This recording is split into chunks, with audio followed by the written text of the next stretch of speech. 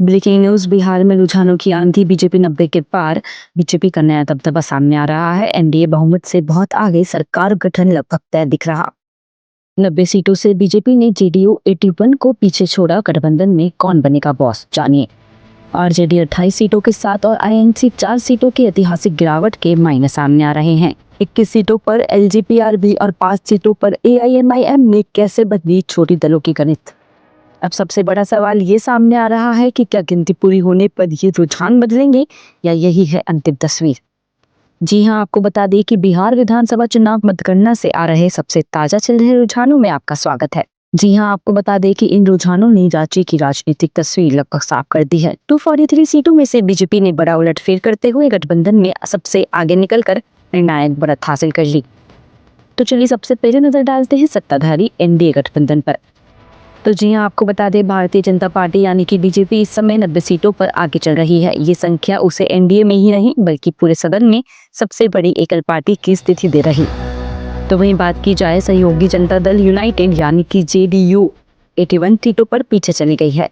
इन दोनों दलों के बीच 9 सीटों का ये अंतर गठबंधन के भविष्य के नेतृत्व पर बड़ा सवाल खड़ा कर रहा। कुल सीटों को जोड़कर एनडीए गठबंधन 175 से अधिक सीटों पर बढ़त बनाए हुए है, जो 122 के बहुमत के आंकड़े से कहीं ज्यादा है। इन चल रहे रुझानों को देखते हुए एनडीए की सत्ता में वापसी की संभावनाएं बहुत मजबूत हो गई है। अब बात करते हैं विपक्षी महागठबंधन की और उभरते छोटे दलों की।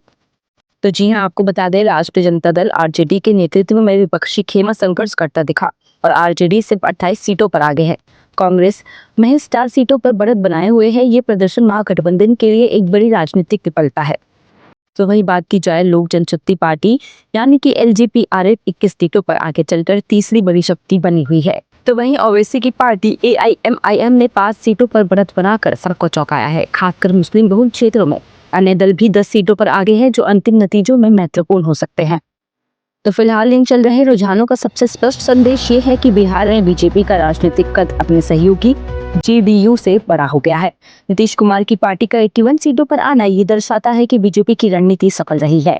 अब सबकी निगाहें इस पर टिकी है कि जब अंतिम परिणाम आएंगे तब क्या ये रुझान स्थिर रहेंगे और सबसे बड़ी पार्टी होने के नाते बीजेपी मुख्यमंत्री पद के लिए अपना दावा कैसे पेश करती है। तो बिहार की राजनीति में इस बड़े बदलाव पर हमारा विश्लेषण जारी है। अंतिम गिनती पूरे होने तक हर अपडेट के लिए बने रहिए हमारे साथ और देखते रहिए जीएमटी का इन मेमो टॉक। धन्यवाद।